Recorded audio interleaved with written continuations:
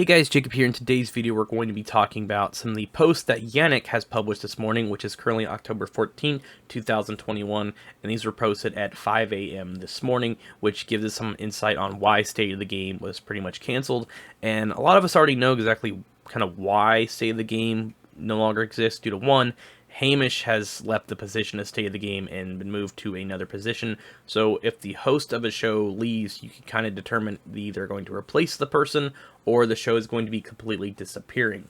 If you guys are not aware what State of the Game is or was, depending on how long you've been playing the division or how new you are at the division, if you've hopped in the division in the past few months, you're going to have know exactly what this show was, and it pretty much gave us an update every week or other week, depending on how busy they were and if things got delayed or canceled. Exactly what we were going to expect in the future of the division, some of the things that were changed, some of the fixes, and some of the DLCs we could expect in the future. Now, Yannick has published a few things on this thread. If you guys want to read it yourselves, you guys can check it out on Twitter if you want to.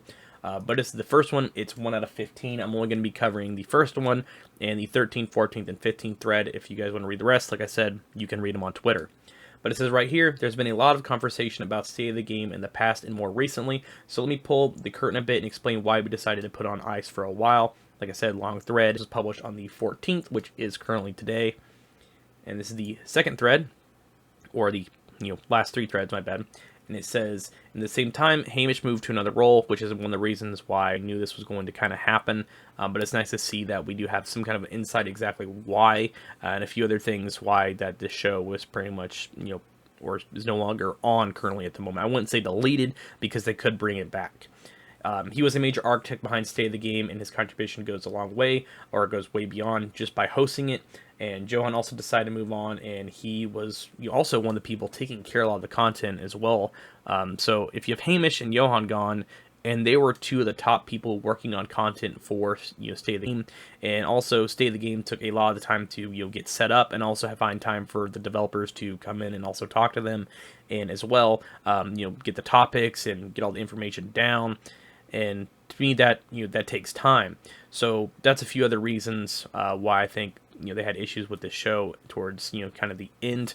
And as well, a lot of people, the fans mostly, were getting disappointed because some of the things that they'd show up for were not in that State of the Game. And if you guys have watched some of the State of the Games of the past, it'd be full of people, and then they'd not talk about the topic the players would want to hear about, and then they would just all leave, which to me it did suck a little bit. But I usually stayed through all of them and just watched them because I wanted to get as much information as I could on the game, even if it was minor bug fixes or things that were going to be changed in the future, just so I could remember them later on. But obviously Hamish and Johan are gone. It says it just wasn't realistic to carry on and seemed like a good place to stop for a while, regroup, and look to the future. I do regret that we could not make one final send-off show, which does also suck that we did not get any send-off or any goodbye really about State of the Game and exactly why it was gone.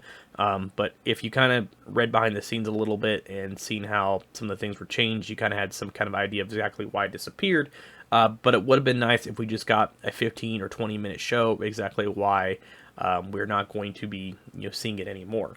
And lastly, it says, so here we are, months later. Will State of the Game come back from your Z communication? I don't know. I hope it will. I still believe in it. We'll need the people and drive and time to dedicate to it. So far, we haven't found them, but I've always been an optimist. And personally, finding people for State of the Game, for me at least, I feel like wouldn't be that big of a problem.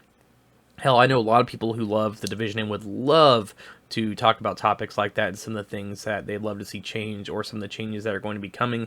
And it does suck that Hamish is not going to be there, because he was one of the main people we got used to hosting State of the Game. But they can always hire a new person, and I would love just them to bring the show back, and that way we could have some weekly information about some of the things that are changing in the game and some of the things that are going to be added in the future.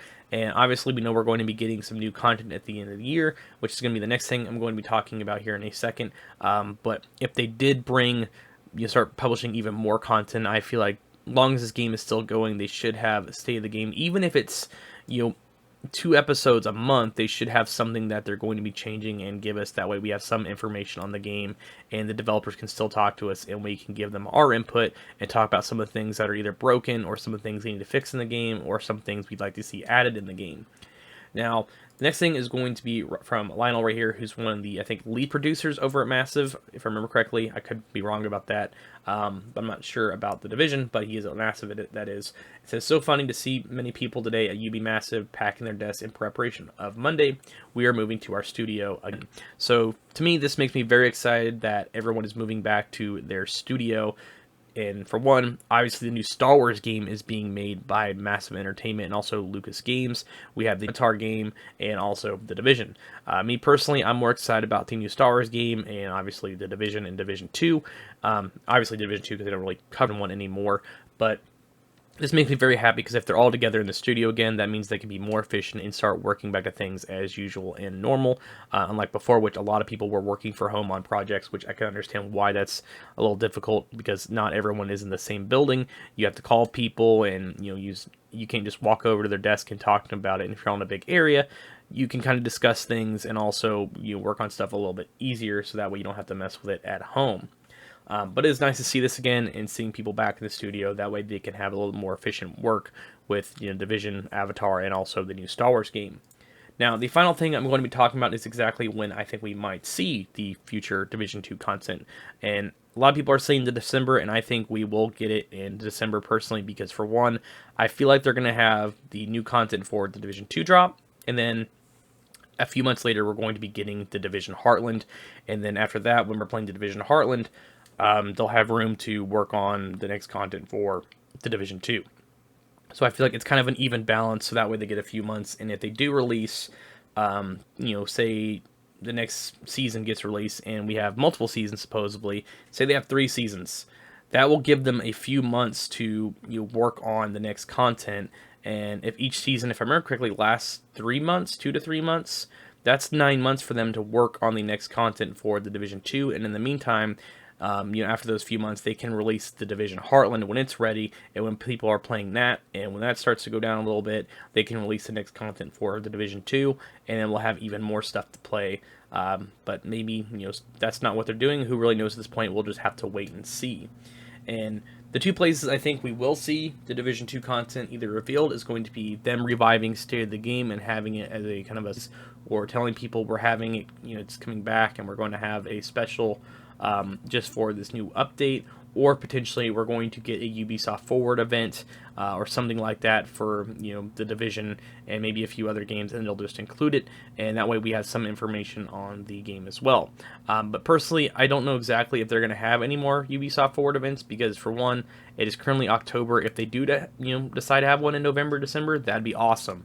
But I think they've pretty much talked about most of the games that they want to get out there. For one, Far Cry 6 has already been revealed, which was a kind of a big one that they wanted to get out there. And X Defiant is still being made as well, so maybe they might throw that in there, and a few other games as well, just so they could have an event and maybe some new Assassin's Creed content and just have stuff published so they could get it out there to the public. But personally, I feel like it'd be best if they did have this on State of the Game because it would make a lot of players happy, and that way they could have a new host, or they could essentially just revive the show and have that kind of as a starting point with the new content. But overall, thank you guys for watching. Make sure you subscribe for more The Division 2 content, and I'll catch you guys all later.